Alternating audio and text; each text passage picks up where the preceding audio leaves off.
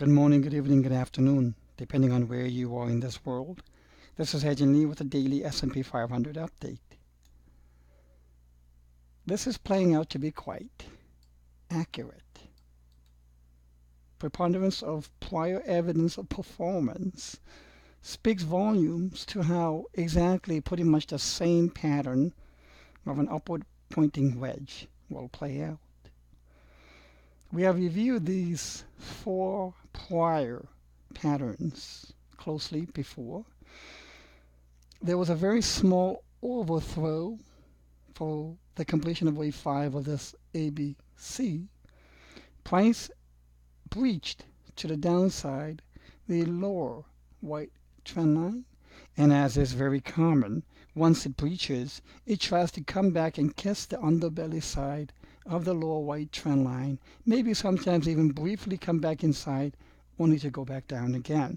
Let's take a look at the performance in the past wedges. Price breached, came back up, tried to do the reaching towards the underside of the lower trend line. Price breached, tried to come back, as you can see right here. Price breach didn't do too well. There was a smaller attempt to reach back. Now there was even a gap attempt. Price gapped up this morning and is now being held back by the lower trend line, and as I said, it could come back in only to decline again. This is the primary count. The alternate will only be different in that I would move the trend line to this. And if this is the case, then it's still a wedge pattern. However, it's not as wedgy, I guess that's the best way to put it, from an angle, contracting angle perspective of the two lines. So alternate-wise, we have an ABC. It will just mean that this will be transferred to the next higher level, and that alternate will call for, again, the 2700 price level. This is not being wishy-washy. Every good analyst, every good trader, every good investor must go on not only just a single primary and bet everything on that primary as unchanging and infallible. That'll bring your account to zero. I know, been there, done that in my early years.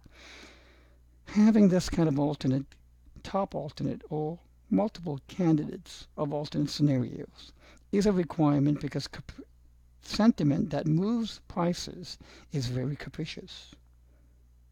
So the capriciousness of sentiment requires a ready availability of alternate scenarios and to be able to change on the dime the primary from one primary to the top alternate or the second alternate.